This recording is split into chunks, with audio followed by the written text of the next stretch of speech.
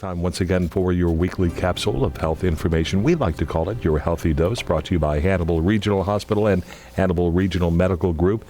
May is Stroke Awareness Month, and here to tell us more about what a stroke is and what the symptoms are and the treatments, Dr. Thelma Peary, who's Emergency Services Medical Director, and Lacey Crable, Emergency Services, our guests here in the studio. Ladies, thanks for coming by. Thank you for having us. And this being Stroke Awareness Month, stroke is basically the silent killer, or it could be even debilitating for a lot of folks. It's basically a brain attack. Exactly. We like to call it a brain attack because we want you to think about it more like a heart attack.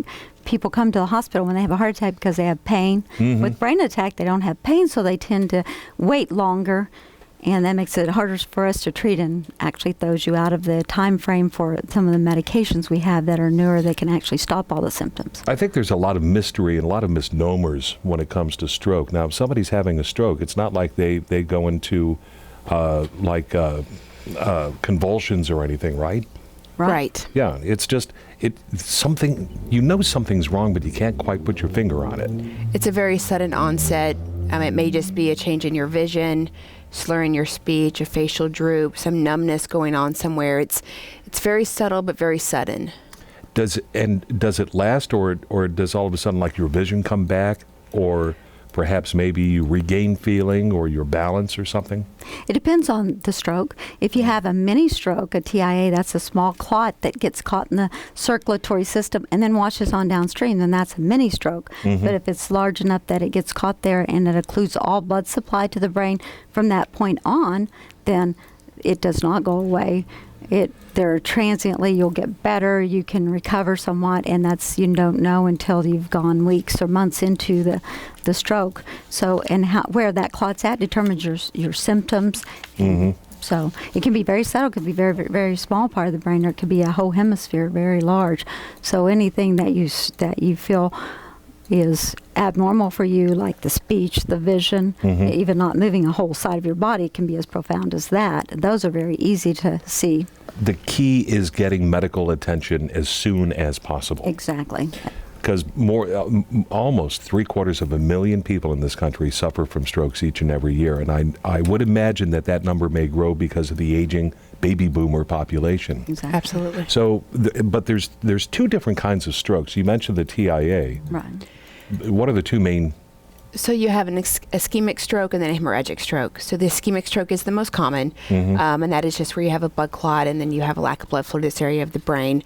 It's where hemorrhagic is more of a rupture of a blood vessel, and so you actually have a bleed within the brain. And that is critical.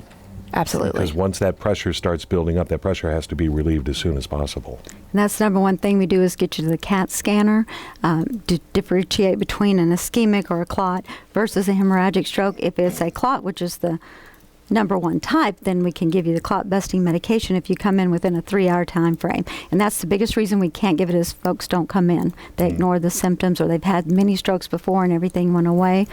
And even 40% of those mini strokes will turn to be a full stroke. Does it tend to favor gender more ways than others? It does. Males are at higher risk. Mm-hmm. Also, race plays a card. So African American males, especially over the age of 55, is the highest risk. So there are those factors that you can't control that put you at higher risk. How preventable is a stroke? A stroke is actually very preventable. Research shows that 80% is preventable, and that's high blood pressure, controlling your blood pressures, controlling your blood sugars, keeping your cholesterol levels in check, mm-hmm. being physically active, stopping smoking, alcohol use in moderation. Those are all things that put you at risk. So if you can control those things, you really decrease your chances of having a stroke. So a lot of it is a matter of choice. That's true. Getting proper exercise and seeing your doctor on a regular basis. Taking your medication. And taking your medication. Yes. And atrial fibrillation is another one that people don't think of as controllable, but it is very controllable. If you take your blood thinners and you take medications, there are even a few procedures now to reverse that and put you back into a normal rhythm. So that's an important risk factor because little clots can come out of the heart and go to the brain, and it's one that we can control. But you have to know you have it, and you have to see your physician and take your medications. We were just talking about that on the way over. So many people feel like they're getting better. They don't have symptoms, like you said, silent killer. Yeah. So they just stop taking their medicines. It's not convenient, or I forgot. Follow your doctor's orders. Absolutely. Take that medication. So, okay, we've had a stroke.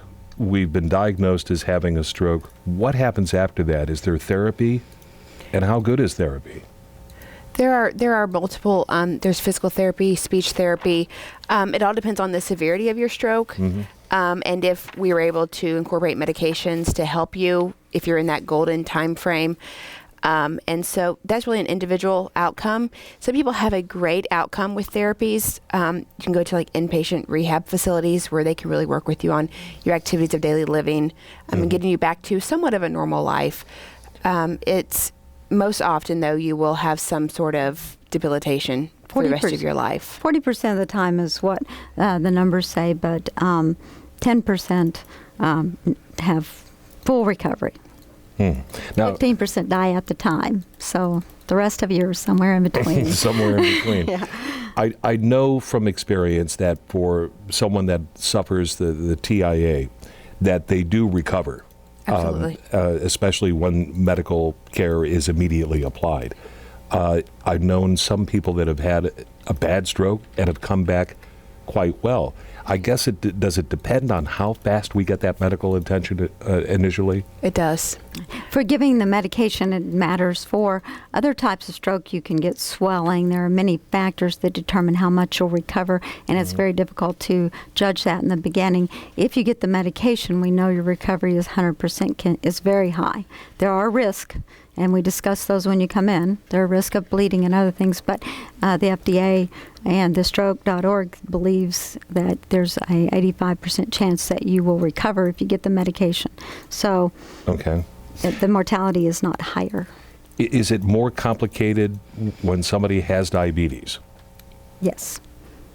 Is it simply because of the existing problem and then the stroke occurs and it just compounds everything? Right. The blood vessels are more fragile, the inner lining, so that with hypertension and diabetes, it works on the inside of blood vessels. So when we talk about getting blood supply somewhere, we need those pipes. And so the pipes are damaged, if you will. And if you give a clot-busting medication, they're more fragile, and there's a chance you could have bleeding. Is higher with diabetics or persons with high blood pressure, who are the people at risk for a stroke. How has the medical community responded to treating strokes over the years? I mean, have we come up with the ability to rotor-rooter and get arteries clean? Oh, yes. There are many avenues available. The one that we believe is safest that we apply if you come in within the 3-hour time frame is the clot-busting medication, TPA. There are also retrieval. You can retrieve the blood clot if there's a large area, and you can identify that. So if you go outside the time frame, even if you're still in the time frame, stroke centers will retrieve those. So there's always a chance that you'll wash them downstream. So like the TIA. But if there is a clot, I mean, literally, do they go in and just vacuum that out? Well, our goal is to give you the TPA and make it dissolve. Okay. But if you're outside that time frame or not a good candidate, then yes, they can go and retrieve it. But anytime you do that, you risk shattering that clot further downstream. So there are risks to that, but that is definitely a possibility. And it's something that seems to be they're doing a lot more of, giving people a greater chance of better outcomes by being able to do more interventions. Good to know. Now, if I suffer a stroke, am I more susceptible to getting another one in life? I believe so. You have the same risk factors unless you modify them. Okay. So clean up your lifestyle, get proper exercise, see your doctor on a regular basis, know your cholesterol level. Those are important. And if you recognize these symptoms, the slurred speech, a facial droop, numbness, get help immediately. I mean, we have a very small window from the onset of symptoms to help you. So it's very important to call 911. It is a true medical emergency. Yeah. The number one reason we can't give it is because it's outside the time frame. So the minute you notice it, make note of that time, come to the emergency department. Even if it's a mini stroke, we're still going to be able to help you modify risk factors. 40% of those people, like I said, go on to have a major stroke. Do you offer like educational outreach in if like to businesses and schools, etc.? We've made a major move this year to do that, and we've been going out to auxiliaries, to rotaries, and if you'd like to have that, be sure and contact us in the emergency department. The educator and myself and Marie and Lacey, we're all doing outreach stuff. We want to make the public aware. Good Absolutely. to know. All right. Well, May is Stroke Awareness Month, so yeah. For more information, do we just contact you? You can go to stroke.org. Okay. And we have information on the HRH internet site. Okay, hrhonline.org. Yes, thank you. Okay, all right. No, that's etched in my brain. Well, some great information and great things to keep in mind, and especially as we head into a long holiday weekend. Partake, but remember, if you overindulge, you need to work it off. Exactly. Absolutely. Yeah, and take those medications. Yes. Important. All right, good information there. Dr. Thelma Peary and also Lacey Crable, thank you very much for joining us. Thank you for having us. And that is your weekly capsule of health information, Your Healthy Dose, brought to you by Hannibal Regional Hospital and Hannibal Regional Medical Group. More information online at hannibalhealth.org.